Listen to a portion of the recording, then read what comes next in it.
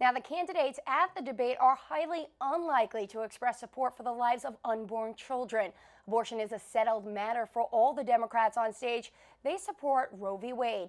Wendi Enright is the New York State coordinator for Democrats for Life. She joins us now. Wendi, thank you for being here. Thank you for having me. So my biggest question is, you believe that the National Democratic Party support for abortion is a mistake, both morally and politically.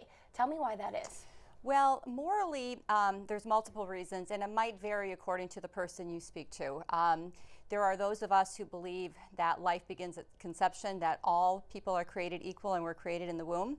It's also morally an issue because the Democratic Party, we're the ones that fight for higher wages for lower income people. We fought with unions. We've stood against the death penalty for criminals on death row. And it's this one population that we continue to abandon. So morally, I think it's an issue. I think there's also classism at play when people talk about abortion. They talk about, well, what kind of life is the baby going to have? As if they're not wealthy, it's not a life worth living. Right. So there's so many moral issues that go into play. Now let's talk about right here in New York State. Democrats for Life have problems with Governor Cuomo's radical abortion law that permits the procedure up to the moment of birth. Right. Where do you see the biggest points are? I think that is one of the biggest points, is that it allows it right up to the point of birth. Even when you poll Democratic registered voters, over 70% of them are opposed to abortion on demand all the way to the end. Wow. So it's phenomenal to me that somehow the politicians got that through when consistently polls show that even a majority of Democrats don't support that position. So why do you think they did get it through?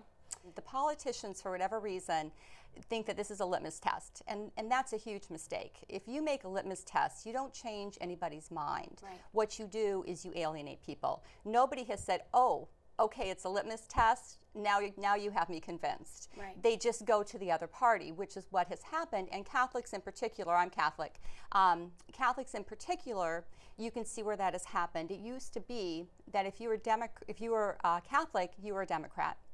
When Roe v. Wade went through, it split us in half, and it has split my own family in half, where half of the people are Republican because of the pro-life position as it pertains to birth, and half of my relatives are Democrats because of the pro-life position as it pertains to after birth. So that brings me to my next question is, how could Democrats appeal to these voters then? They have to not pick sides in the primaries where they automatically endorse the pro-choice candidate. It's stunning to me that I've heard a lot of Democratic leadership say that the number one issue they feel is whether or not you're pro-choice or not. Now think about that. We have healthcare issues, we have people going hungry, we have wars going on, we have environmental issues, we have educational issues. All of those issues pale in comparison to whether or not my position is pro-choice or pro-life. Mm-hmm. That's a stunning remark. So at a minimum, they have to soften it, open up the big tent, and let Democrats run through the primaries without being opposed by the Democratic Party. My belief is that if somebody can get through the primary, that they would win with a supermajority at the national level. Polls consistently show that a majority of Americans agree with the Democratic Party when it comes to anti-gun legislation, pro-environmental legislation, not reducing SNAP, not taking away people's health insurance. The list goes on and on and on. Immigration, thank you.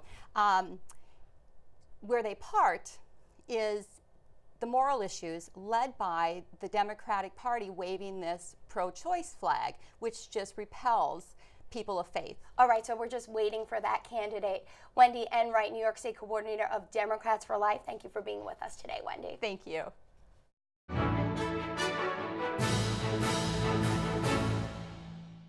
If you're watching Currents News on YouTube, be sure to hit the subscribe button and then click on the bell to get instant updates about all of our newest content, because we are putting your faith in the news.